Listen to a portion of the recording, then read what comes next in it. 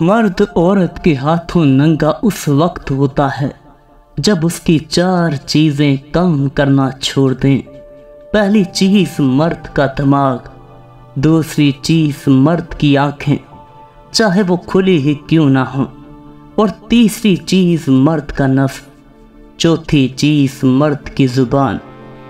حکیم لقمان نے کہا، عورت کا چہرہ جب کالا ہونا شروع ہو جائے تو سمجھ جاؤ اس عورت کے جسم میں 3 آفتیں داخل ہو گئی ہیں۔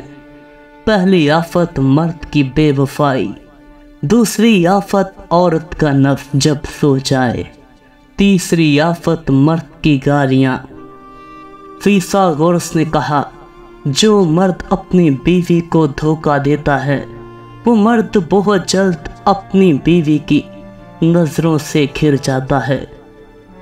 حکیم لقمان نے کہا، حکمت اور دانائی کی باتیں عقل مندوں کے لیے ہیں، جاہلوں کے لیے نہیں۔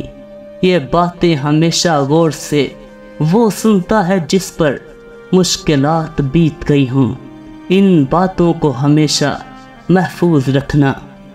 حکیم لقمان سے ایک نوجوان نے کہا کہ میں خفیہ زندگی کے راز جاننا چاہتا ہوں، مجھے عورتوں کے بارے میں کچھ معلومات دیں تاکہ میں ہر بری عورت اور اچھی عورت کے درمیان فرق تلاش کر سکوں۔ حکیم لقمان نے کہا، 5 باتیں ہمیشہ یاد رکھنا۔ پہلی بات، جب عورت تم کو تنہائی میں دیکھ کر غصے میں آ جائے تو سمجھ جانا وہ عورت غیرت مند ہے۔ دوسری بات، جو عورت مرد کو دیکھ کر اپنے بالوں کو لہرائے تو سمجھ جانا وہ عورت 2 نمبر ہے۔ تیسری بات، جو عورت سونے سے پہلے کھڑکی سے دیکھے تو سمجھ جاؤ وہ عورت خود کو تنہا محسوس کرتی ہے۔ چوتھی بات، جو عورت ہر وقت ہونٹوں کو سرخ رکھے سمجھ جاؤ وہ عورت کسی کی تلاش میں ہے۔ 5ویں بات، جو عورت غیر مرد کے سامنے آنے پر شرم محسوس نہ کرے تو سمجھ جاؤ اس عورت کو کسی نے ہاتھ نہیں لگایا۔ شادی کے بعد مرد سے بے وفائی کرنے والی عورت میں جب یہ 3 نشانیاں ظاہر ہونے لگیں تو سمجھ جاؤ وہ مرد کے ساتھ دھوکہ کر رہی ہے۔